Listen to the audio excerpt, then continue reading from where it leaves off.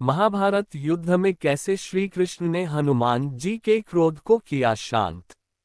दोस्तों, ये तो हम सभी जानते हैं कि महाभारत युद्ध में अर्जुन के रथ पर स्वयं हनुमान जी विराजमान थे। महाभारत के युद्ध में अर्जुन के रथ पर बैठे हनुमान जी कभी कभी खड़े होकर कौरवों की सेना की तरफ घूरकर देखते तो उस समय कौरवों की सेना तूफान की गति से युद्ध भूमि को छोड़कर भाग जाती। हनुमान जी की दृष्टि का सामना करने का साहस किसी में नहीं था। उस दिन भी ऐसा ही हुआ था जब कर्ण और अर्जुन के बीच युद्ध चल रहा था। कर्ण अर्जुन पर भयंकर बाणों की वर्षा किए जा रहा था। उनके बाणों की वर्षा से श्री कृष्ण को भी बाण लगते गए, अतः उनके बाण से श्री कृष्ण का कवच कटकर गिर पड़ा और उनके शरीर पर बाण लगने लगे। रथ की छत पर बैठे हनुमान जी एकटक नीचे अपने इन आराध्य की तरफ ही देख रहे थे।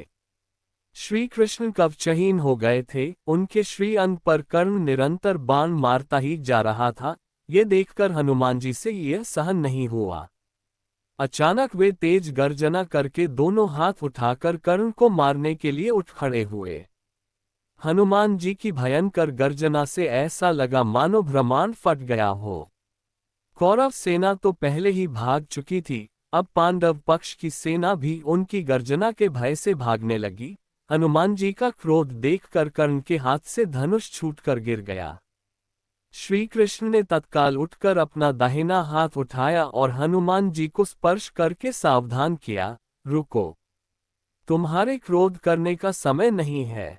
श्री कृष्ण के स्पर्श से हनुमान जी रुक तो गए, परंतु उनकी पूंछ खड़ी होकर आकाश में हिल रही थी।